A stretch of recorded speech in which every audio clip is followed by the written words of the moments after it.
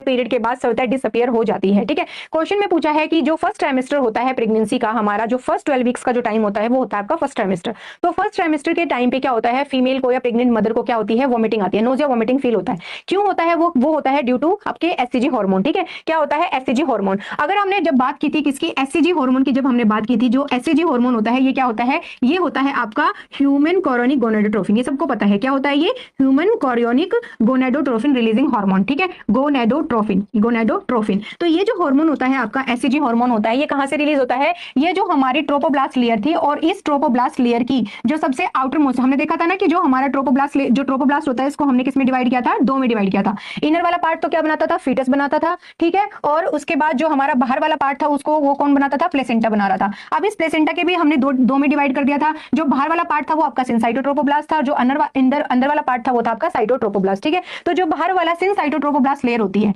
कौन सी लेयर होती है, सिनसाइटोट्रोपोब्लास्ट। ये जो सिनसाइटोट्रोपोब्लास्ट लेयर है ये क्या रिलीज करता है, ये रिलीज करता है आपका एससीजी हार्मोन। और ये जो एससीजी हार्मोन होता है ये लगभग 3 मंथ तक क्या रहता है, स्टे करता है। 3 मंथ तक क्या होता है, ये रिलीज रहता है, रिलीज करता है हमारी सिनसाइटोट्रोपोब्लास्ट। और जब तक ये एससीजी जो है पीक लेवल पे होता है, जब तक ये पीक लेवल पे होता है तब तक फीमेल को क्या होती है, फीमेल को होती है नोजिया एंड वोमिटिंग। ठीक है, क्या होती है, नोजिया एंड वोमिटिंग। उसके बाद जब फुल्ली फॉर्म्ड हमारी प्लेसेंटा का डेवलपमेंट हो जाता है, यानी कि जो प्लेसेंटा है वो फुल्ली डेवलप हो जाती है, उसके बाद जो ये एससीजी हार्मोन होता है ये धीरे धीरे क्या होना स्टार्ट हो जाता है, कम होना स्टार्ट हो जाता है। और जैसे ही ये जो एससीजी हार्मोन है जैसे जैसे ये धीरे धीरे कम होना शुरू हो जाएगा, वैसे ही जो फीमेल का नोजिया वोमिटिंग था सेकंड ट्राइमेस्टर के अंदर वो क्या हो जाएगा, वो डिसअपियर होना स्टार्ट हो जाता है। तो लगभग 3 मंथ तक क्या रहता है, ये एससीजी हार्मोन जो है वो पीक पे रहता है। ठीक है, तो 60 टू 70 डेज के अंदर जो है वो पीक पे रहेगा, उसके बाद वो स्टार्ट हो जाता है धीरे धीरे डिसअपियर होना। तो क्वेश्चन में क्या है, क्वेश्चन में यही पूछा है कि बताओ एक फीमेल है जिसको मॉर्निंग सिकनेस होती है, नोजिया एंड वोमिटिंग फील होता है, तो वो कितने माह बाद डिसअपियर हो जाती है, तो ये 3 माह के बाद क्या हो जाती है, डिसअपियर हो जाती है